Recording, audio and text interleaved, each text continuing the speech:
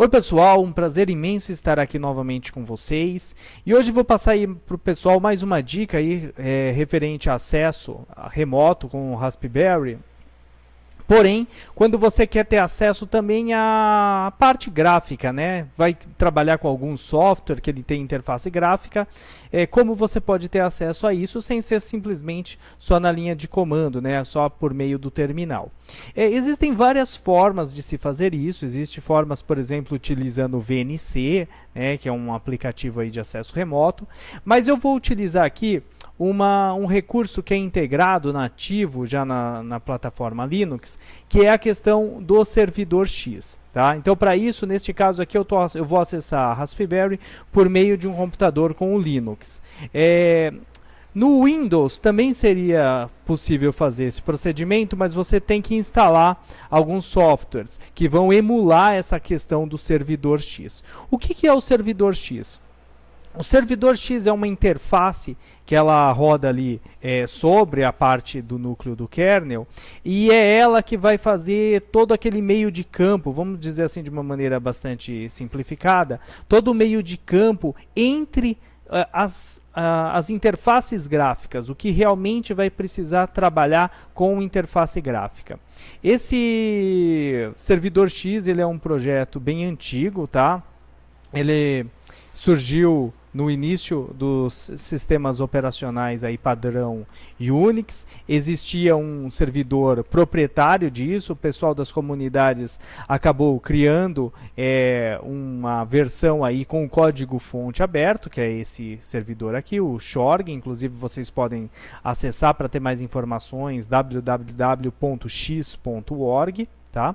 Hoje em dia ele já vem sendo substituído, né? Está sendo desenvolvido aí um meio aí mais atualizado com relação a essa parte para servidores gráficos, chamado Wayland, se não me engano essa é a pronúncia, mas ainda é o servidor X ainda é o padrão, e ele é muito interessante porque com ele é possível fazer várias coisas. Por exemplo, esse acesso remoto que eu vou fazer aqui, quando nós pedirmos aqui para abrir um software com interface gráfica, a gente não vai estar acessando a interface gráfica do software lá remotamente. Não é isso que acontece.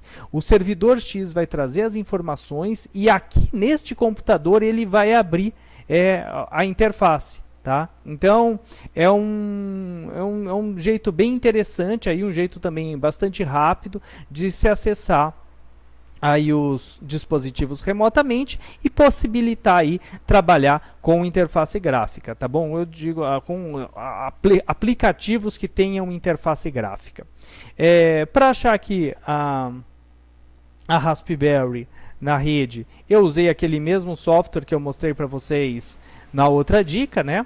O Angry IP Scanner. Ele também roda aqui na plataforma Linux. E para fazer o acesso aqui é muito fácil. Então eu vou simplesmente colocar SSH, que seria o padrão. Aqui a gente vai colocar como parâmetro "-x", e é isso que vai permitir então que o servidor X renderize, né, as interfaces gráficas aqui nesse computador que a gente está trabalhando, que estamos fazendo o acesso aí remotamente à Raspberry.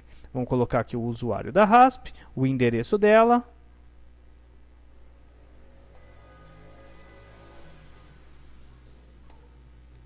Colocar o password. Ok, estamos acessando aqui a Raspberry Pi remotamente. Então a gente faria normalmente todos os trabalhos, né? Fazíamos listagem, executaríamos código, né? E assim por diante. Tá ok? Estaríamos trabalhando normalmente como trabalharíamos em outros momentos. Porém, digamos que num certo momento aqui a gente quer executar algum programa que possui interface gráfica. Por exemplo, aqui um editor, o Gedit, por exemplo. Vou clicar aqui no Gedit. Olha que interessante. O Gedit apareceu aqui no meu computador. Então, o servidor X trouxe as informações e renderizou aqui nesse computador essa aplicação gráfica, que é essa aplicação que possui interface gráfica, por exemplo, o Gedit. Tá bom? E é interessante entender que não precisa estar instalado aqui nesse computador que eu estou fazendo acesso esses aplicativos. Não é isso que o servidor X está fazendo. Ele está trazendo as informações e está renderizando a interface gráfica aqui. Mesmo que eu não tenha o Gedit aqui instalado ou outro software com interface gráfica. Tá certo? Por exemplo, um outro software a gente poderia, o Idle, para programar aí em linguagem Python. Olha aqui, trouxe aqui para nós o Idle e a gente pode estar trabalhando aqui diretamente com ele.